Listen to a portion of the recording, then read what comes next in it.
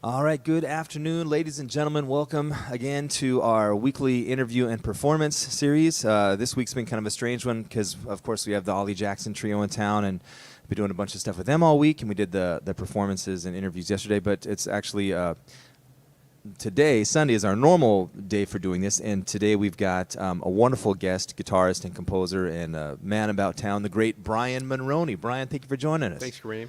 Nice So, to be here. of course, we've been talking about this for a while and glad to finally make it happen. I always forget to mention this stuff, so thank you so much to our sponsors, KNKX, Ted Brown Music, and Tacoma Creates for making this series possible.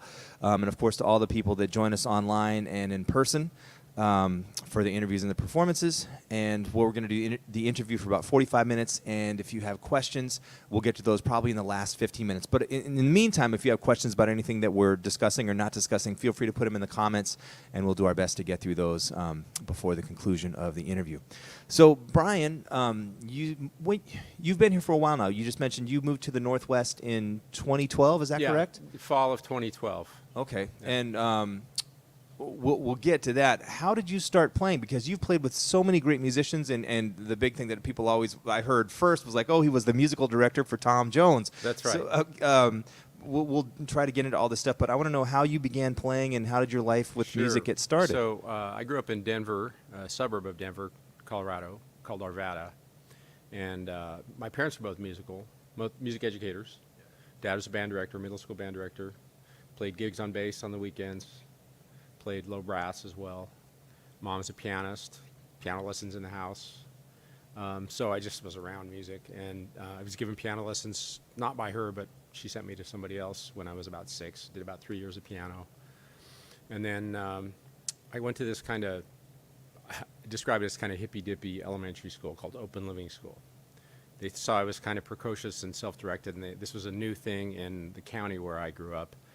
And we all kind of got to just like find our own path in the school. And we had a assistant student teacher, who came in with his guitar and taught us some basic chords and strumming and stuff. And I was like, okay, that's it. I want to play guitar. And So with your parents, they were both educators. One, you said private lessons in piano, and your dad was a band director.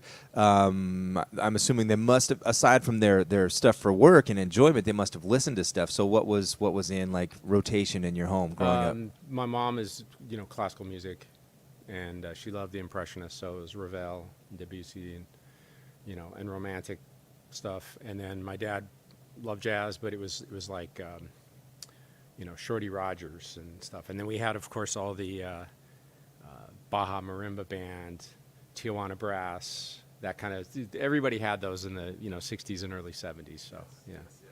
Okay. So out of those things, because I remember when I was growing up, I was born in '78, and I remember my father listened to KPLU, which is now KNKX, and I used to hate jazz as a kid. Yeah. And maybe because, maybe it was on when he was out in the garage working on stuff, and if I did something wrong, I'd get yelled at. So maybe there's negative association. I don't know. But I didn't like jazz initially. I mean, I liked other things first. Did you always like jazz, or was it like the music of your parents, or were you drawn to it? My mom was not a jazz fan, and my dad, the music that he listened to jazz-wise was pretty safe, maybe like a bassy record or something. Or like I said, like Shorty Rogers, and pretty like safe, polite kind of stuff, But he played with what they called the Denver Kicks Band, which was a rehearsal band, basically. It was all music educators. And I would tag along to the concerts and just experience that power of a big band when you're like 8 years old. It's like, oh, I want to do this. I want to learn how to write for these guys. It's like, so you started taking guitar lessons and learning a few chords. So with that, were you again started playing jazz right away, or was it more like pop tunes? Or I was really lucky in 7th grade. Band director. I switched to regular junior high starting in 7th grade, and the rest of my basic education was in normal schools after that kind of like unusual 1st through 6th grade thing. And we had this great band director named Kenny Glenn, who was just super enthusiastic and open-minded, and he taught us like beginning classical guitar. We learned Jimmy Buffett songs. We learned how to read chord symbols, basic technique, just like it was all over the map, and just a really good introduction to guitar in that class. So then I'm assuming then probably jazz started creeping in at that point. Now that you're learning. The only place you could participate in a school music program in junior high and high school was to be in the jazz band as a guitarist. So then, did you, when you started learning guitar, I'm sure you started becoming aware of guitar players. So maybe who were some of your sort of favorites when you were getting started? When I started showing an interest, I think it was probably 8th grade for Christmas. My brother gave me George Benson Breezin', and my dad gave me, of course, these are LPs, vinyl, right? And my dad gave me Joe Pass and Herb Ellis duet record called Two for the Road. So that was just my first immersion in jazz guitar. Yeah. And I know, just from reading different books, I know that George Benson was coming out of the Grant Green kind of school. Sure, and that was, Wes. Yes. Yeah. Well, that's what I was going to say. I mean, you can kind of divide. Like some people are more disciples of Wes, some people are disciples of Grant initially. So for you, was it just like I like them both? Or? I wasn't aware of either one of them early on, and I actually, I recall going to one of those Jamie Aebersold camps, like the summer before my senior year of high school. And I was thumbing through a Wes Montgomery transcription book, and somebody came up to me and says, "Oh, Wes Montgomery, he's really commercial."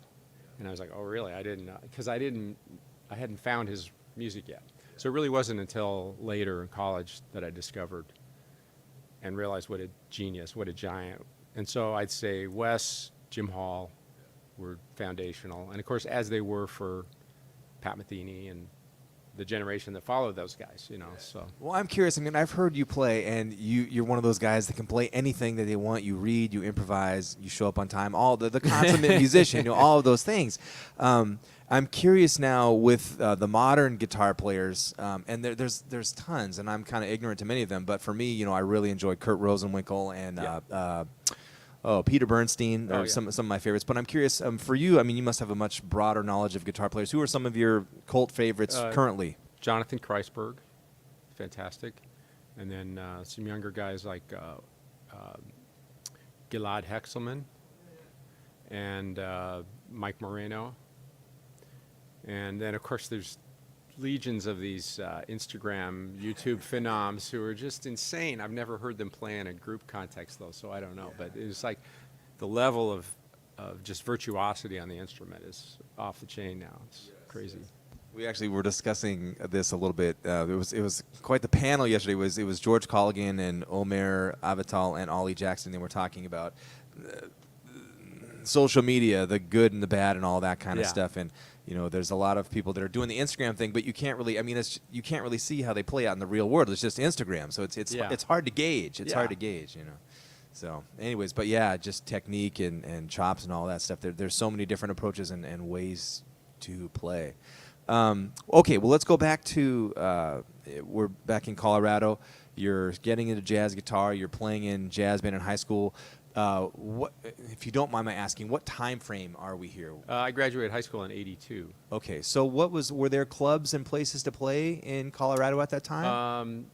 There were, but I didn't really get out. I didn't realize that maybe that was something I could do as someone underage.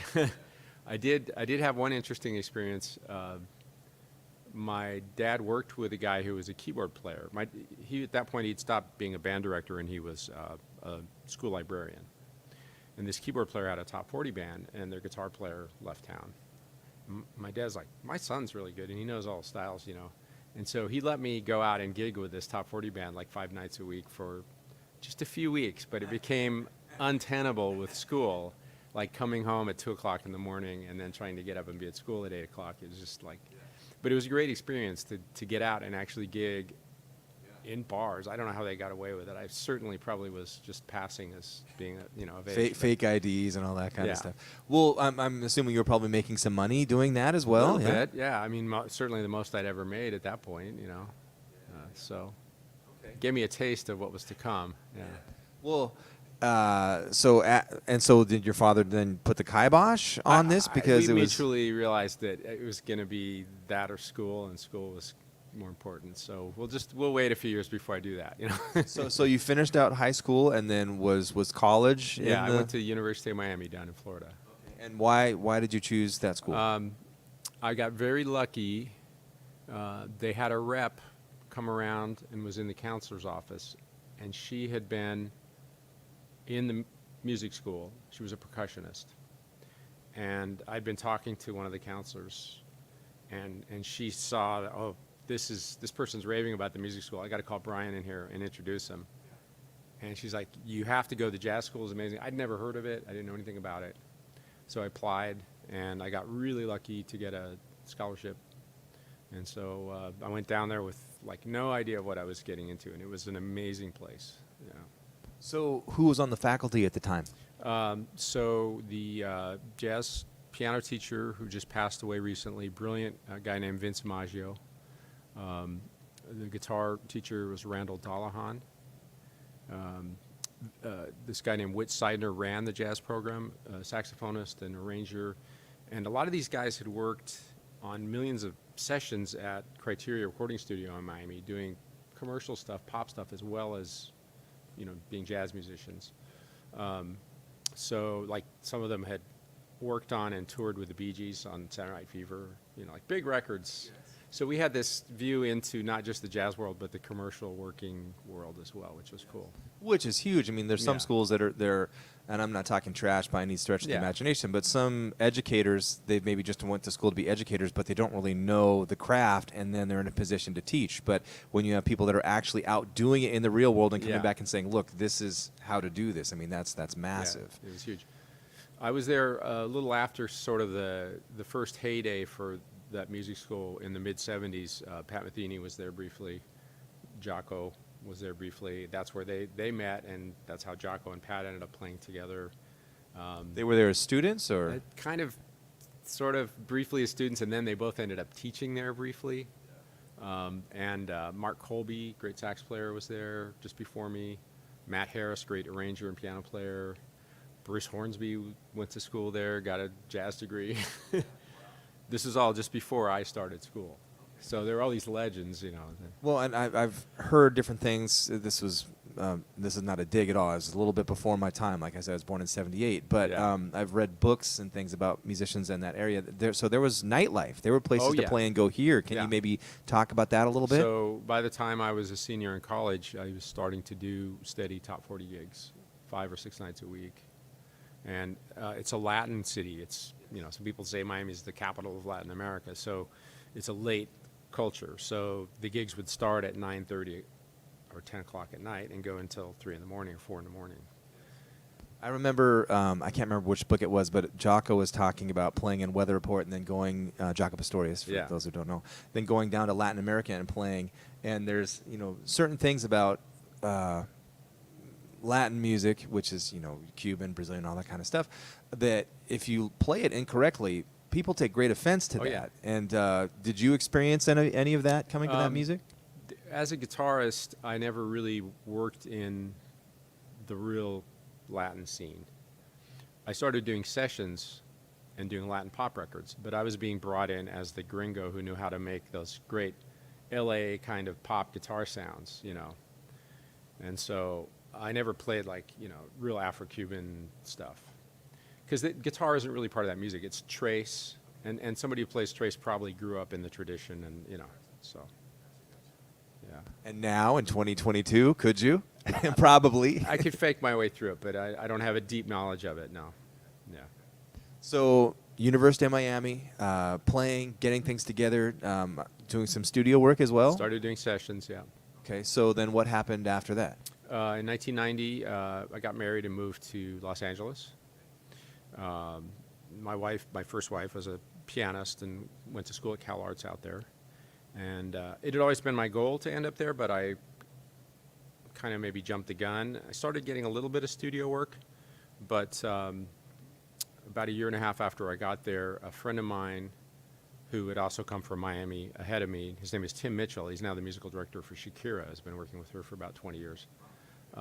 Tim had landed a gig with Barry Manilow, and then Gloria Estefan, who we had both worked with back in Miami, called him to come do the tour. And he said, Brian, I can get you in with this Barry Manilow tour. You kind of, it's an audition, but not really. You got the gig if you want it. He was like, yeah, absolutely. I was working a temp job during the day and teaching a little bit at Cal State Northridge. And so I jumped at the chance, and I got to go on the road with Barry for a few months. So, and that was your first experience touring ever? Yeah. So talk about that, because some musicians, and I know just from talking with a lot of musicians that were before my time, touring is much different now, the economics and the realities of that and life on the road versus what it was 10, 20, 30 years ago. Yeah. Can you maybe talk about that first tour with Barry Manilow and what the experience was like? This was 91, fall of 91. And certainly it was the most money I had ever made. Actually, I take that back. I did a tour just prior to that. The year that we moved to Los Angeles, I music directed a tour in Venezuela for an artist named Elin Chester, who I had recorded with several times. So I'd had that experience and spent 10 weeks in Venezuela, which is a little different than Manilow, obviously. So. Well, it seems like I've done a couple gigs here and there with like the Temptations and the Four Tops, and I don't know if people understand this, but they've got the people, the all-stars in the band, then they have a musical director, and they go from town to town, and they're in charge of contracting other musicians and horn players. So you kind of have to have this large database of contacts and people that you can call that can come in, read the music, perform, and do a good job. Can you maybe speak to that a little bit? That's true with some tours. That was not true with any of the tours that I did. So like you had the full band was touring Elin, with you guys. We put together a band, and they did the whole tour. And with Tom Jones, it was the same band year in, year out.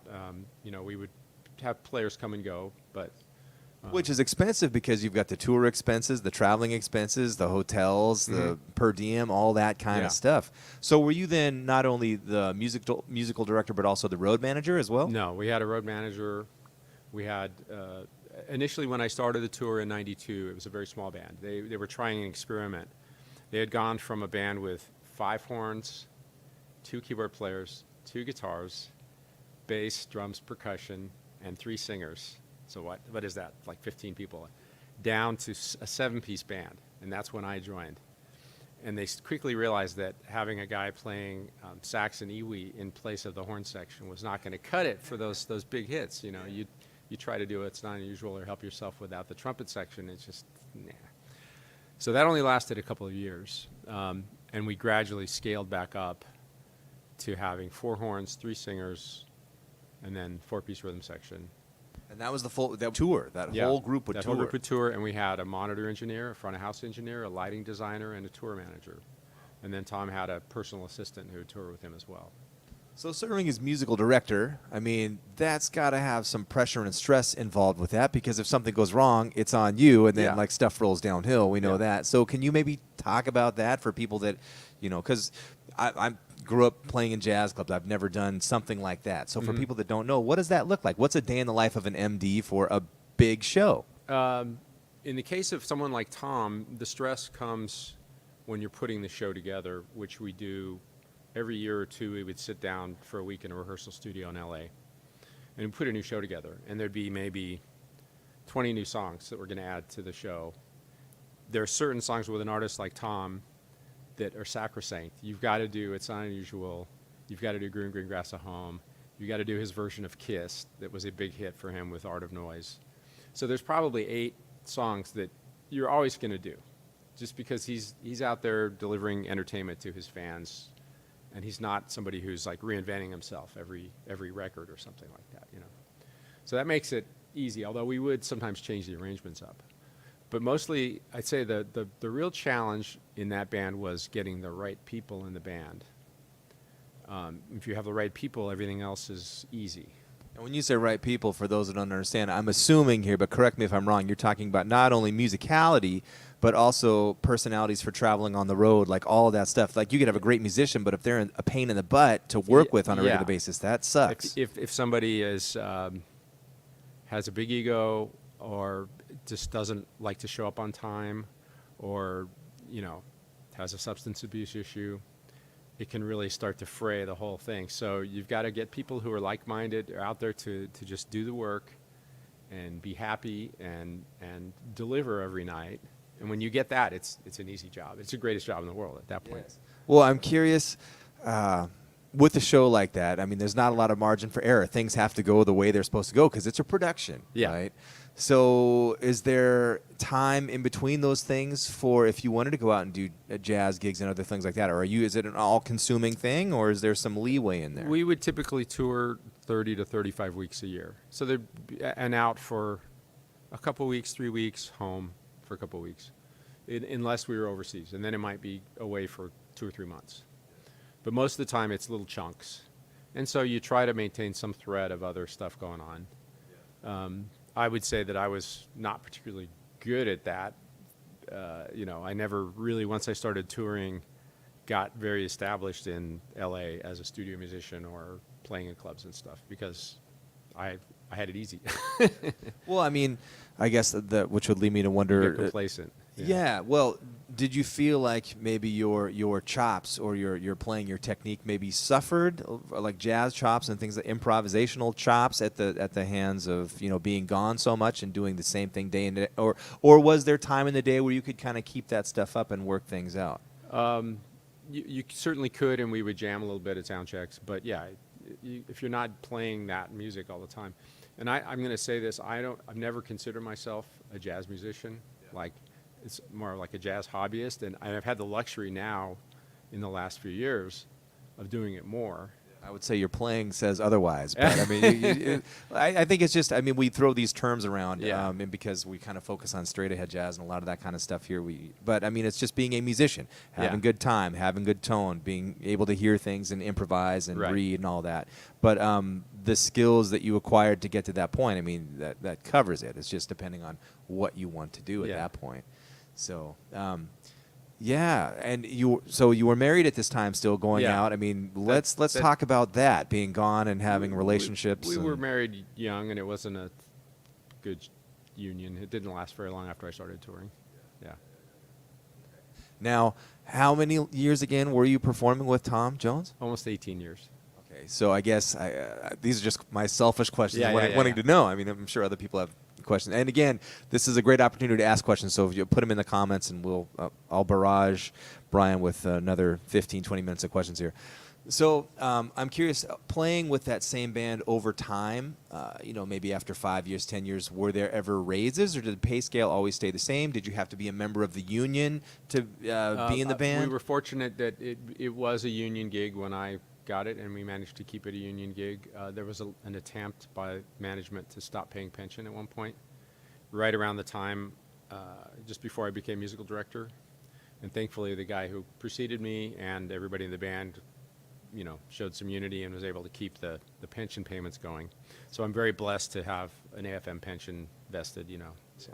I think a lot of people don't know that about the music industry. They're not even aware that there is a union, and like back in the 30s or 40s, the union had much more power than it does now. I don't mean to. I mean, if you are playing in a symphony, it's required that you're a member of the union for the most part. Yeah, although I believe here, Seattle Symphony has their own guild. Like, they're not AFM.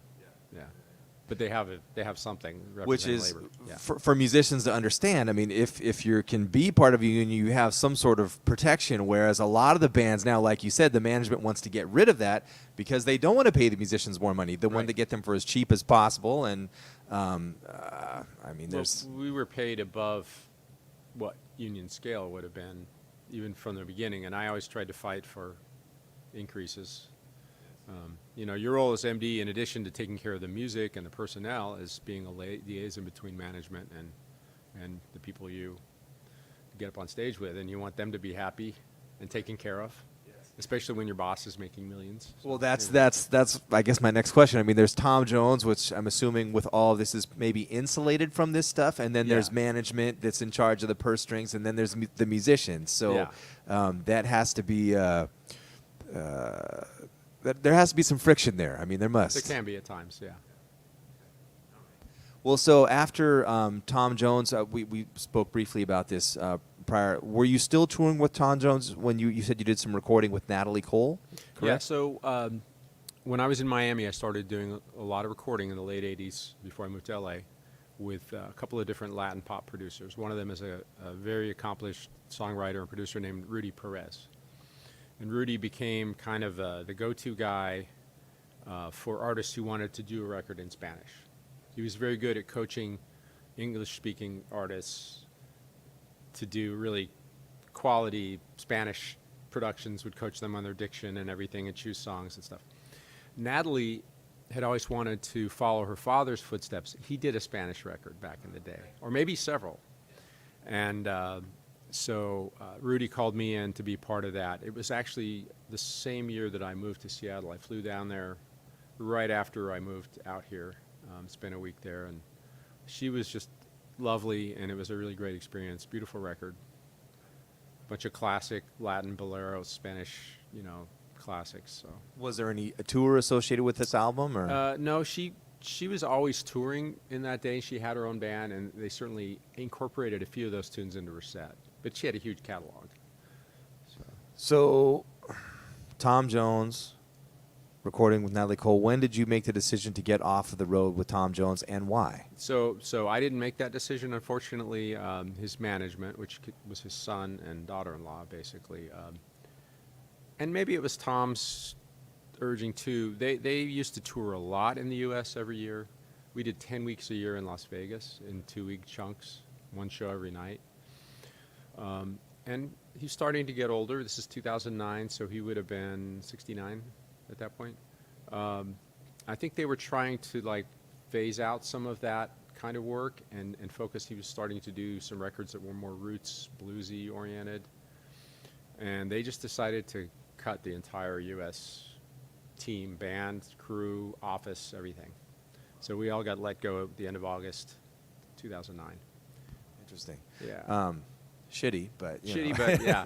So, sorry. Yeah. Well, I'm curious. So you toured the U.S. with them. Did you also tour Europe with them, or did they use different musicians to go? Occasionally, early on during my tenure, though, they had another band from London that would do Europe, but eventually we did all the touring, all the international touring. Yeah. Can you maybe talk about audiences and response from people that came to shows in the U.S. versus other countries? What countries did you tour with? All over Europe, Russia, all over Australia, South America once, Canada, of course, frequently. And then we didn't do a lot of Asian touring, only Hong Kong and Singapore. He did go to Japan, but that was with the British band a couple times. So we would generally play theaters in the U.S., smaller venues, like 1,200 seaters. In Vegas, it was a 750-seater.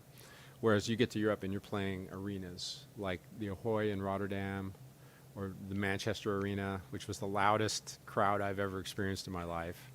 It's insane. Yeah. So do you think, well, obviously the capacity of the venues had something to play into that, but do you think audiences for Tom Jones were bigger in the United States or in Europe, in your experience? Well, in the UK, of course, that's where he's from. He's Welsh. So if we played Cardiff, close to his hometown in Wales, we would sell out kind of a medium-sized arena for multiple nights. And we would play these big football arenas. I think in Manchester it was like 20,000 people inside. And they're just bonkers because some of his songs have become kind of like football chants.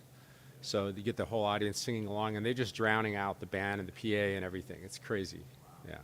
Well, I mean, this is not an interview about Tom Jones. It's an interview about you, but it's just the window into that experience. I mean, it's not something like the everyday musician gets to know about. So it's pretty cool. Yeah.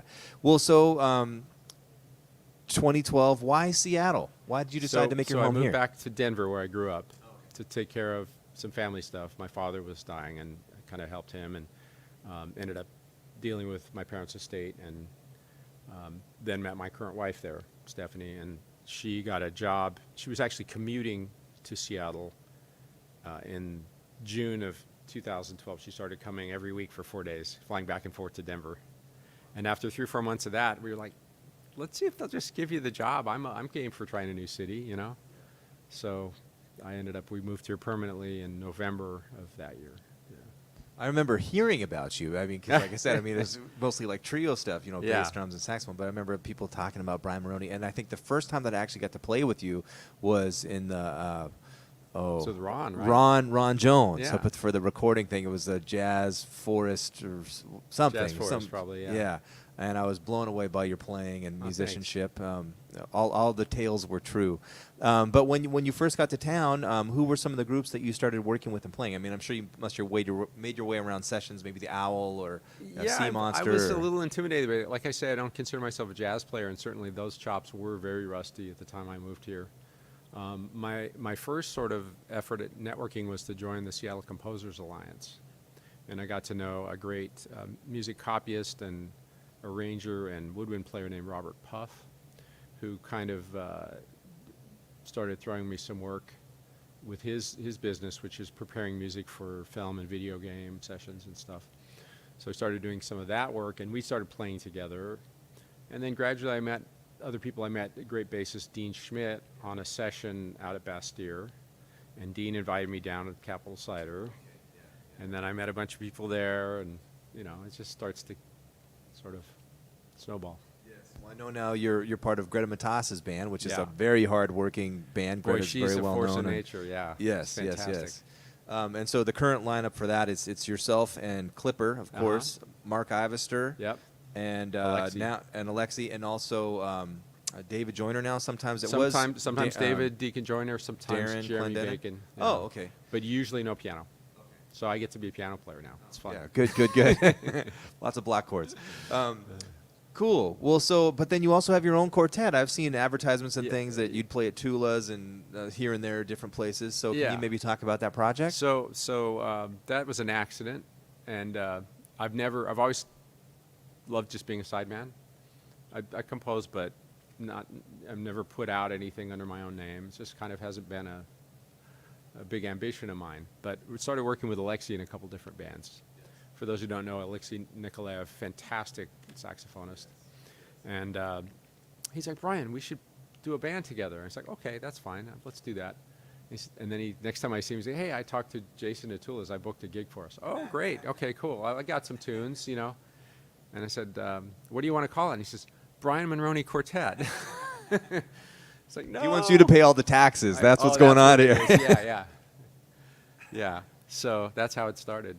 Well, Yeah. so and is it you both are bringing tunes to the table, No, or it's pretty much my music and then some covers that Alexi's brought in some tunes. He likes to play like some Don Grolnick, Yes. stuff like that. And he likes to play fast tunes too. I know that. So. Yeah, that's not my forte. So yeah, Well, so who else is filling out the group with you guys? it's Dean Schmidt on bass, Brad Bowl, and then we've occasionally had either Ben Smith or Mark Ivester subbing on drums. You guys have any shows coming up in the near future? May 6th, I think, 5th or 6th at North City Bistro. Now, I'm not sure. I think I probably put this in the post, but you've moved to Tacoma recently from Seattle. So Yes. Tacoma doesn't really know this yet because, but you're. We've been very busy with remodel work on the house and stuff. So. Yes, and you did make your way out to our jam session at Giuseppe's Back to in play. December, I think, yeah. We need to get you as Yeah, a I'll get guest over on there there. again. We will. But so you've been in Tacoma now. You said for About 4 months. 4 months. 4 months. Okay, cool. Well, welcome. Glad Thank you're you. here.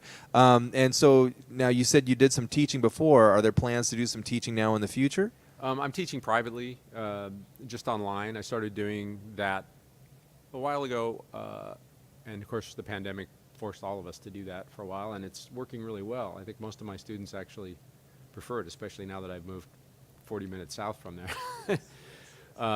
And so I just teach a couple days a week, and a lot of them are adults who've come back to playing guitar after a rest, or just want to get back into it. So that's kind of fun. Well, I mean, would you be open to? I'm just kind of getting business plugs for you here. Yeah, Would you yeah, be open to teaching in person if the students were in Tacoma, or not so much right now? Yeah, maybe eventually. I'm still, the COVID is an interesting time, and I'm happy to keep it online for now. Yeah. I'm wondering because you've had so much experience in not only touring but MDing and writing music, and not just for your own projects but for pop things and other things. Would you do you teach classes on composing and arranging and doing stuff of that nature besides just playing the guitar, or right now is it just guitar I've stuff? thought about it. I've done a couple of workshops more on sort of technology, like helping people learn how to record themselves, because I do a lot of recording sessions now just remotely at home, overdubs for people all over the place. How long is that? That started before the pandemic, because I remember yeah. people like chopping up albums and sending parts here and there. I don't know if maybe some people, musicians clearly know about this, particularly now after the pandemic. But Yeah. can you maybe talk about that a little bit, about recording Sure. 20 or 30 years ago versus how it's done now? Well, when I started, of course, everything was on analog tape. So you went into a real recording studio, which of course is a huge capital expense, and you're recording on a big format console and a big 2-inch tape machine. And I didn't get behind the console much in those days. I was on the other side of the glass, so I really didn't understand it. But I started getting interested in it, I would say early 90s, when the technology started to allow it. Got a simple recording rig that could do stereo with the early Digidesign Audio Media 2 card, learning how to edit audio. Bought some ADAT machines. ADAT was a format that used basically a video cassette to record 8 tracks of audio. It was a bridge to what we have now. They were terrible, actually. I mean, they didn't sound great, but it enabled so many people to have multi-track studios in their homes. And that's probably when I first started doing remote sessions. People would send me an ADAT tape with FedEx or whatever, and then I would lock it up to my other machine, and I'd do 8 tracks of guitar and put the tape back in the mail to them. And that was the first way of doing offline sessions. You'd hope it made it there in the mail, otherwise it's a costly endeavor to repeat. Yeah, well, you make a dupe of it before you send it out, for sure, And then eventually it got when the internet speeds that everybody had were fast enough, and digital recording technology became easy enough to manage, that people just send me files via WeTransfer or Dropbox or whatever. I drop them into Pro Tools. I record some parts for them. I'll send them a rough mix. They give me some feedback. Maybe I do some modifications and revisions. And then once they're happy with the rough mix, then I bounce out all those tracks and I upload them back to them. And it can go very quickly. You can get a lot of work done fast. I might be completely wrong here. I mean, there's so much digital technology now and ways to do that, and there's a lot of people that are doing that that don't even play an instrument. So I think the benefit, the boon for you to teach these types of things is you have all of the, and again, this is not a dig, all the old school experience. You also know how to play all this stuff really well, and you have all the touring experience and the knowledge of what was expected to do all of these things, which I'm sure gives you a lot of perspective when you're doing that, as opposed to just like pushing buttons and thinking, well, this sounds good. I mean, can you maybe speak to that a little bit? Or? Well, I think it also has to do just my ethos as a player. Like I said, I've always just enjoyed being a sideman, and the guitar players who I admire the most, outside of the jazz masters that we talked about, are the people who are behind the scenes creating these magical parts that just glue together everything, like Michael Landau, Larry Carlton, David Williams, on and on. These fantastic, unknown studio cats who just, they know how to find just the right thing. And so that's always my goal. There was an album, and I always love asking guitar players about this, because it's kind of like with saxophonists, it's Hank Mobley, who is a musician's musician, right, and great composer. But for me, there was this one album that I remember I first heard him on. It was called New York Stories, and it's like an early 90s album, but it was like Joshua Redman, Euron Israel, Roy Hargrove, Bobby Watson, and the guitar player was Danny Gatton. Oh, yeah. And who was Dolly Parton's guitar player. Great country. He was known as a great, but he could play anything that he wanted. Yeah. Genius. So can you maybe talk about him a little bit if you'd like to? I was never huge fan, but I did get to see him perform at Toronto one time, and it was mind-blowing.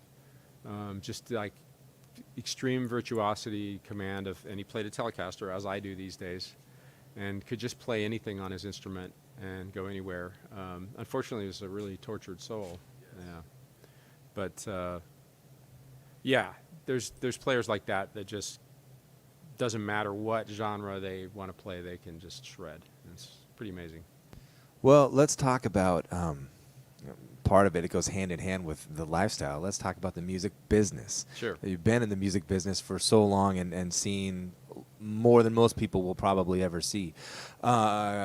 Comparisons of 20, 30 years ago in the music business, from where you were versus what's going on now? Any thoughts or opinions? Well, I think when I started, you could just be good at one thing. You could be just a great sax player and get a touring gig and do sessions, and that's it. And you maybe didn't have to even do any self-promotion. It's just word of mouth. I think that musicians coming up now, you have to wear many, many hats, which I see you do. No hat right now, but yes, Yeah. many hats. No, you're great at that, at like creating like this scene, because you're so active in different areas, teaching and booking shows and booking tours and, you know, hosting jam sessions, all that stuff. So I think that's just what's required for somebody now getting into the scene, because it's so fragmented. You know, you might be building your audience for your original stuff, but also promoting workshops or teaching or doing sessions for people, and, you know, Instagram and YouTube and all that. I barely dabble in that realm, so. I know enough just to get into trouble, Yeah. and my high school students are always mocking me. They're always looking at my stuff. It's like, man, your stuff is terrible. I'm like, I don't know what I'm doing, but you got to do it. I mean, the thing is, for me, I have no answers. I learned what I need to do to get the job done, and the thing is now with a lot of venues and people that are putting things together, there's an expectation that you have some sort of online presence. Oh, yeah. That they want to see that you're helping, you know, get people in the door for them, even if your social media sucks, and mine is not the greatest, but it's like it's functional at best. But I don't know what I'm doing. Yeah, I had a 10-year-old website that recently I got locked out of, and even my hosting provider couldn't help me, so I just deleted it. And I built a really crude website in about 20 minutes, and that's going to be fine for me. All right. Well, okay, cool. We're getting to that time here. We've got a few people here in the audience. Are there any questions online? Any questions online for Brian or myself, or any questions? I know there's a guitar player. I see a guitar player here in the audience. Any questions for a guitar guru that has traveled the world 8 million times over and has lots of experience?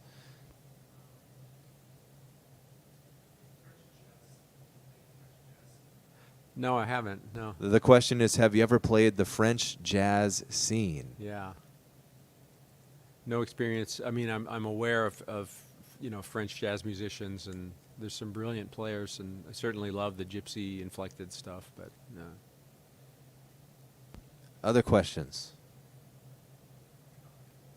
Caught you off guard. Yeah, sorry. No pressure. No pressure.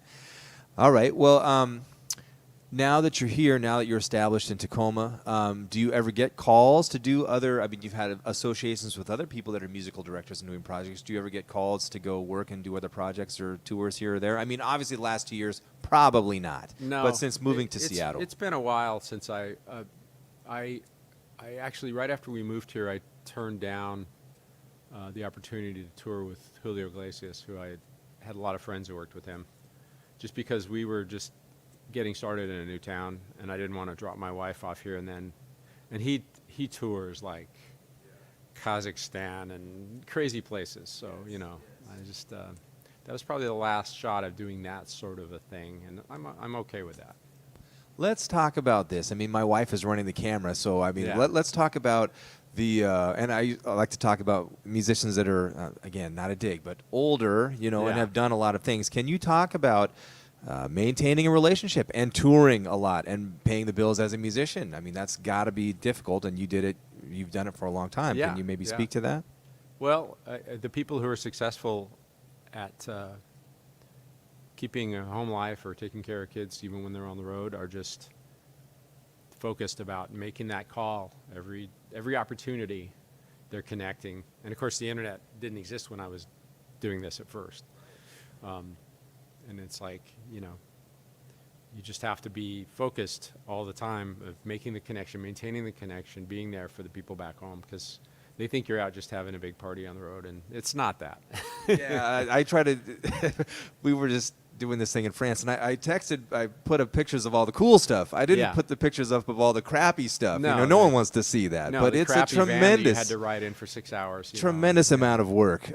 Maybe let's talk about that for people that don't know, because they think, oh, you're playing with Tom Jones. That's just a dream job. But Yeah. let's talk about the rest of the day. The gig is Yeah. maybe, you know, the setup and the gig itself and tearing down. So maybe here's you know. a typical day. If we're doing like the really hardcore touring where you're on a bus, or you're flying, doing, you know, a lot of dates in a week flying, most of your day is consumed with travel. And luckily, the band always got a hotel, which is great. The crew stayed on the buses. So the crew day, I always got to give respect to all the crew guys, because they show up at the venue, say, 4 in the morning after traveling all night from the previous venue. They sleep on the bus. They get up, shower in the whatever crappy facilities that the venue might have, and it might be some 120-year-old theater in a New England town or something. And they get up and they do the rigging and they set up the PA and they get all the band gear set up and they line check everything. And we have been in a hotel and at least gotten like 6-8 hours of civilization. We roll out, come to sound check. Usually lobby call was 4 o'clock or 4:30. Have a 5 or 5:30 sound check. Have a little catered meal afterwards. You play the show, which is only 90 minutes to 2 hours long. You pack up, you get on the bus, you drive 6 hours, 8 hours to the next city, and you repeat, rinse. And you get maybe one day off a week where you're sitting in some town for a day without a show. Did it take a while for you to get used to doing that? Was it a bit of a shock, the initial, like, some fatigue and dealing with all of the wear and tear? I was young enough that it just took to it. You figure it out. It's not just physical, but it's a mental thing, too. There's all that goes into it as well. I'm kind of a loner, so it was good for me to be just alone with myself and my thoughts. That was fine. Some people need more social, and we certainly get that as a band. It's kind of a family on the road. I miss the tour bus. It's an easy, insular kind of way to be. So. Which is why it's super important to not only find the great players, but the people with the personalities that can not be bombastic, I guess, for lack of a better term. Any other questions at this time? Oh, good. Okay. You're on guard this time. Yeah. On guard.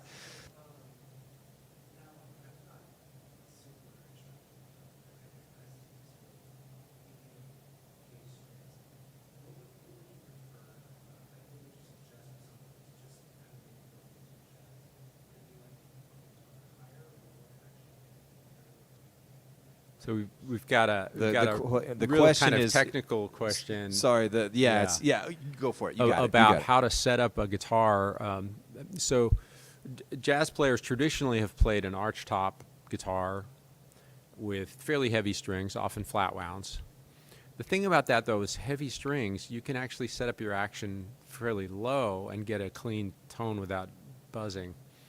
I don't play that kind of an instrument generally. I play a Telecaster, and I just have kind of medium gauge strings on it. They're not super heavy, so not necessarily the best person to ask, but definitely try to get your action as easy as you can. You get diminishing returns sometimes when you go too low and your tone starts to suffer. You get buzzes, but there's no reason to fight your instrument. I know there's players who almost have this pride about having their action so high, and Pat Martino famously had really heavy strings and a high action. Worked for him. It wouldn't work for me. Yeah, because you don't want to injure yourself. And it's kind of safe to assume. I mean, everybody's got different physical makeups. What works well for one person might be terrible for the next person. Yeah. So, I mean, for saxophone players, it's always mouthpieces and reeds and maybe even horns. And I always tell students, you just have to try and see what works for you. I mean, now with the internet, it's great. It's good and it's bad. There's so much information, but you can find so many things. You just have to try and see what works for you. It's like Harry Potter. You got to find your wand. You got to find your wand. Yeah. So, anyways, guitar players, there are just legions of forums online with people opining about stuff they honestly don't know anything about. It's like you just got to ignore all that stuff and find your own way. So. I mean, it's cool just to ask questions and see who's doing what, but at the end of the day, you've got to actually play on it and see what works for your hands and your, all that. I don't play guitar. I'm totally just BSing here, but I know that with instruments, that's the way it is. That's the way it is. So, yeah. Excellent question, though. Other questions? How's Tom Jones as a person? Tom is extremely confident, as you can imagine. He's kind of a force of nature as a singer. Certainly never warmed up. You'd hear him clear his throat as he walked on stage, and that was it, just there. He was always very cordial and nice to the band. He appreciated if the band was delivering at the same energy level that he needed every night. He was happy. He was not a prima donna in any sense. He's kind of a different generation. So I wouldn't say that we were friends, even though we worked together for that long time. And that's okay. I think it was better to have that kind of professional working relationship. I think that people in the band who tried to get too close to him, sometimes it didn't work to their benefit, maybe. He certainly has some outdated views about women, so we say. So that was, that was his thing on the road, but yeah. Interesting. Well, now you've been here in the Northwest for quite some time, and you're making quite a name for yourself, playing with lots of different groups. Like I said, I see you here, there, everywhere. So, who are some? I know you've done some work with Joe Doria as well, Yeah. and Joe's a staple, a tremendous musician and composer and band leader. Yeah, you've done some stuff with McTuff and some other projects too. Can you maybe talk about those not really experiences? McTuff, but just Joe's Tuesday night things at the Sea Monster. And those who don't know, Joe's amazing B3 player, composer, and also just a dynamo in terms of creating a scene like you do down here. He's got this whole scene of musicians and finding gigs and booking little tours, and yeah, it's just fantastic. That whole world of the Sea Monster is really cool. Yes, and I'm very glad. I haven't Yeah. been back there yet since they've reopened. Yeah. I don't get out much. We have 2 small children, and Yeah. I'm working. You know. Well, and it's a hike. Yeah, it's the tough thing. Seattle's got so much going on. Tacoma does too. It's a little bit more underground, but shamefully, I've never seen McTuff on a Tuesday night. Yeah. I've never seen Funky to Death on their night, and there's so much cool stuff. I have friends that go and play, and I know it's great. It's just Yeah. I don't get out, so that's hard.